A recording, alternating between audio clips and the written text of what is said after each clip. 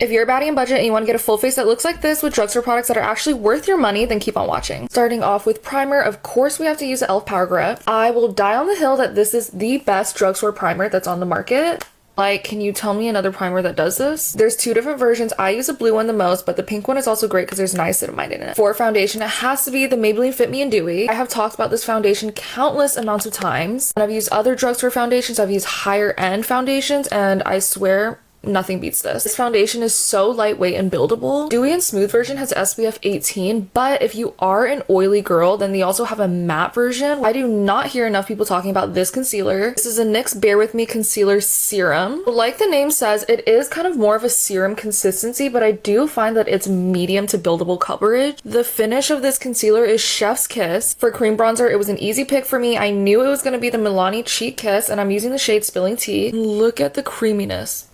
Sometimes I'll go in with a brush like this, but usually I like to dip my sponge and then blend it in. For cream blushes, these Camo liquid blushes, these are from e.l.f. and they're so pigmented. A little bit of this stuff goes such a long way, and this is my favorite shade. It's in the shade Feminine Hot Pink. The setting powder, we're using the Maybelline Fit Me. I swear everything in the Maybelline Fit Me line is so tea. I just like to put a thin little layer of this under my eyes. It leaves my under eyes so flawless, and I love my Huda Beauty powder, and this is honestly pretty comparable. For powder bronzer, I'm using the Physicians Formula Butter Bronzer. There's a couple versions of this, but I'm using the matte one. My favorite powder bronzer of all time is the Charlotte Tilbury bronzer, and this is just as smooth as that one. It's extremely buildable and it's not chalky whatsoever. My current obsession for blushes is definitely the NYX Butter Melts. I'm using the shade Butter with Time, and it's this really gorgeous kind of like plum pink color. Using a very light hand.